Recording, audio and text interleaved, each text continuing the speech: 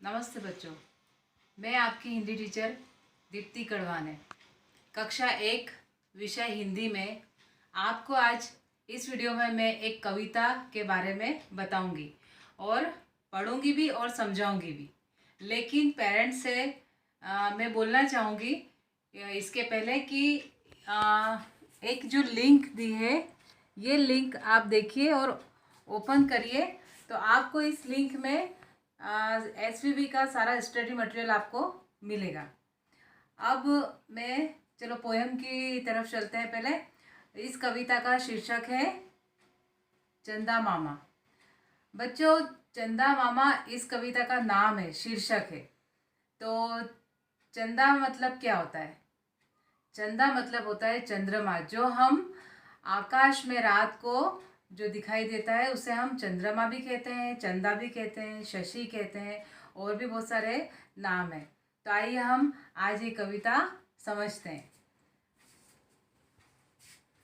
चंदा मामा, हमारी कविता का शीर्षक है चंदा मामा। चंदा मामा, देखिए मैंने पिक्चर बनाया है, ये चंदा मामा, ठीक है। चंदा मामा दूर के साथ लिए आए तारे, चमक रहे कितने सारे। तो चंदा मामा दूर के, हमें आकाश में चंदा मामा दूर दिखाई देते हैं ना, हम आसमान में देखते हैं रात को। तो ये चंदा मामा दूर के साथ लिए आए तारे, देखो कितने अनगिनत तारे अपने साथ में लेकर आ रहे हैं चंदा मामा, है ना। चमक रहे कितने सारे, हम रात को देखते हैं किस तरह से टिमटिमाते हैं चंदा मामा रात को, है ना, कितने अच्छे से चमकते हैं चांद के आसपास। तो चंदा मामा दूर के साथ लिए आए तारे, चमक रहे कितने सारे। अब नेक्स्ट देखो, राजमहल में जैसे जगमग जलते दीप कपूर के, चंदा मामा दूर के। तो राजमहल में, राजमहल मतलब क्या बच्चों? राजमहल उसे कहते हैं जो राजा महाराजाओं का घर होता है, बहुत बड़ा राजा महाराजाओं का महल होता है, उसे हम राजमहल कहते हैं। देखिए मैंने चित्र में दिखाया है, बनाया है ये राजमहल। राजमहल बहुत बड़ा घर होता है जहाँ राजा रहते हैं। तो राजमहल में जैसे जलते दीप कपूर के, ये देखो दिए जल रहे हैं, दीप ने दिया, तो जलते दीप कपूर के। तो इस तरह से कैसे दिखाई देते हैं चंदा मामा की राजमहल में तारे कैसे दिखाई देते हैं? जलते दीप कपूर के, इस तरह से हमें ये दिखाई देते हैं चंदा मामा दूर के। ये चंदा मामा दूर के। दूर दूर बिखरे तारे, दूर दूर बिखरे तारे, लगते हैं कैसे प्यारे, है ना। गिरकर फैल गए हो जैसे।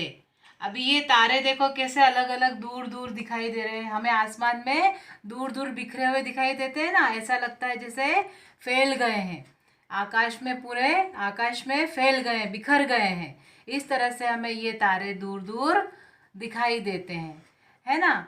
लड्डू मोती चूर के, चंदा मामा दूर के।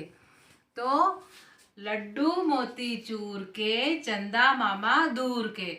लड्डू हम खाते हैं तो मोतीचूर का लड्डू भी आता है। तो मोतीचूर के लड्डू में जैसे छोटे छोटे दानों से बनता है ना मोतीचूर का लड्डू, ऐसा दिखाई देता है कि दाने पूरे बिखर गए हो, आकाश में तारे वैसे बिखर गए हो। चंदा मामा दूर के, ये हमारे चंदा मामा दूर के। तो चलो फिर से हम ये कविता वापस से मौखिक एक बार रिवीजन करेंगे, क्योंकि इसे आपको याद करना है, ठीक है, और मौखिक याद करना है इसे। तो हम वापस से इसको एक बार पढ़ते हैं। हमारी कविता का शीर्षक है, ये कविता का शीर्षक है चंदा मामा। चंदा मामा दूर के साथ लिए आए तारे, चमक रहे कितने सारे। राजमहल में जैसे जगमग जलते दीप कपूर के, चंदा मामा दूर के। दूर दूर बिखरे तारे, लगते हैं कैसे प्यारे। गिनकर फैल गए हो जैसे, लड्डू मोती चूर के, चंदा मामा दूर के। तो ये कविता आपकी मौखिक कविता है। इसे आपको अच्छे से याद करना है। अब बच्चों, आपने पिछले वीडियो में आ की मात्रा पढ़ी है और बिना मात्रा वाले वर्ण भी पढ़े हैं। तो आपको मैं आ की मात्रा से बनने वाले शब्द और बिना मात्रा वाले शब्द आपको इस कविता से छांट कर यहाँ पर दूंगी। वो आपको भी अच्छे से श्रुत लेखन के तौर पे आपको अच्छे से लर्न करना है। ठीक है, तो देखिए इसमें आ की मात्रा वाले कौन से हैं? मामा, चंदा, मामा। तो मामा, हम मामा लिखना सीखेंगे। ये मामा। फिर दूसरा देखो, चमक। ये नंबर 1 डाल देते हैं, ये नंबर 2 चमक। नंबर 3 में हम देखेंगे राजमहल।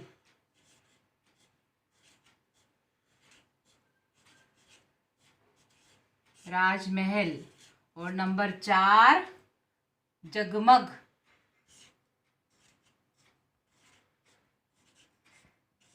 जगमग। नंबर 5 आए।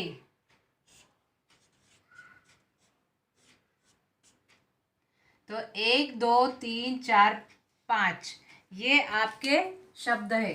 मामा, चमक, राजमहल, जगमग और आए, ये इस कविता में से लिए हुए शब्द है। तो ये इस शब्द आपको मौखिक कविता के साथ में ये शब्द भी अच्छे से याद करना है, लर्न करना है और अभ्यास करना है। Thank you.